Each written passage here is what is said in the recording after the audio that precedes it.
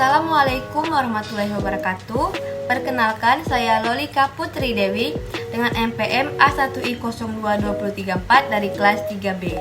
Baiklah, di sini saya akan menjelaskan materi atau PPT yang telah saya buat untuk memenuhi tugas akhir semester mata kuliah komunikasi efektif dalam pendidikan.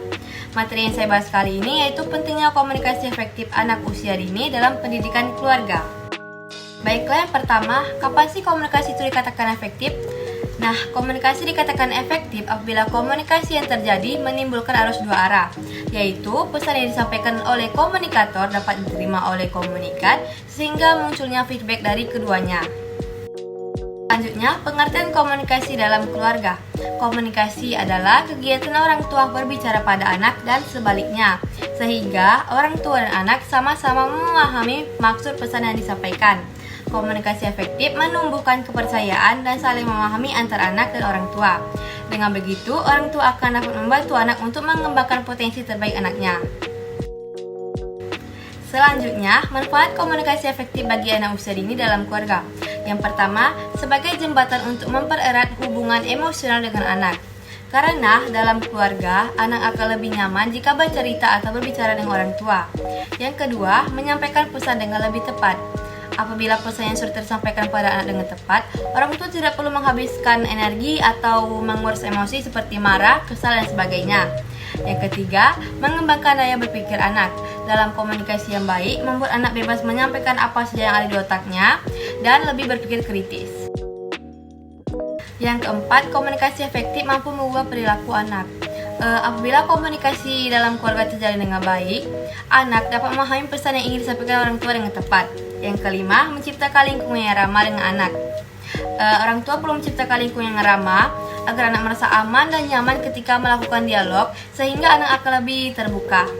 Dan yang keenam, emosi orang tua dan anak akan lebih terkendali karena komunikasi efektif dalam keluarga dapat menciptakan suasana yang lebih tenang dan hangat.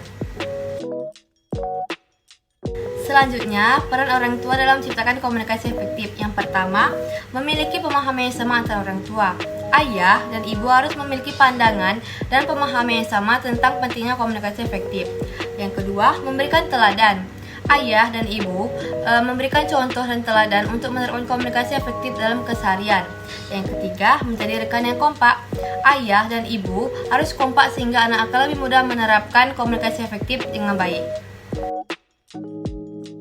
Selanjutnya, komunikasi efektif yang bisa dilakukan orang tua berdasarkan usia. Yang pertama, usia 0-1 tahun.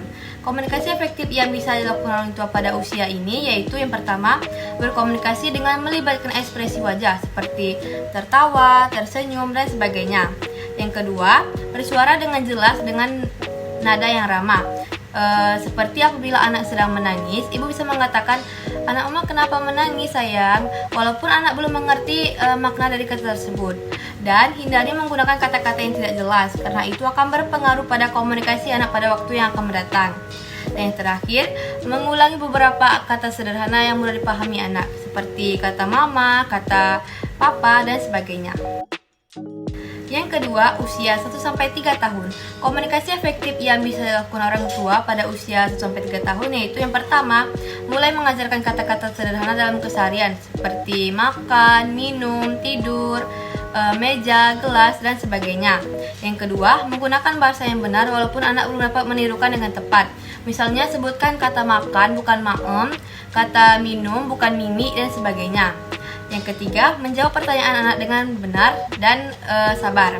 Orang tua harus memiliki kesabaran yang besar dan hindari berkata dengan nada yang tinggi pada anak, apalagi sampai membentaknya, karena itu akan mempengaruhi perkembangan komunikasi dan otak anak. Yang ketiga, usia 4-6 tahun. Komunikasi efektif yang bisa dilakukan orang tua pada usia ini yaitu yang pertama, mendengarkan perkataan orang tua dengan sabar dan tanpa memotong. Hindari membentak dan memotong ketika anak berbicara karena itu akan membuat anak menjadi trauma dan malas berkomunikasi dengan keluarga. Yang kedua, memberikan apresiasi dan pujian jika anak telah menyatakan pendapat dan perasaannya. Berikanlah banyak pujian pada anak ketika dia berani menyampaikan apa yang dipikirannya, karena itu akan membuat anak menjadi semangat dan merasa nyaman sehingga anak akan lebih terbuka. Dan yang terakhir, menjawab pertanyaan anak dengan sabar dan benar. Apabila anak bertanya, orang tua juga dapat mengajak anak untuk mencari tahu jawaban tersebut bersama-sama. Kesimpulannya, komunikasi efektif anak usia dini dalam pendidikan keluarga sangatlah penting diterapkan. Karena pada saat di keluarga inilah orang tua dan anak akan memiliki hubungan yang lebih erat, dan dengan keluarga inilah anak akan merasa menjadi dirinya sendiri. Baiklah, itu saja yang dapat saya sampaikan. Lebih dari kurang saya mohon maaf. Wassalamualaikum warahmatullahi wabarakatuh.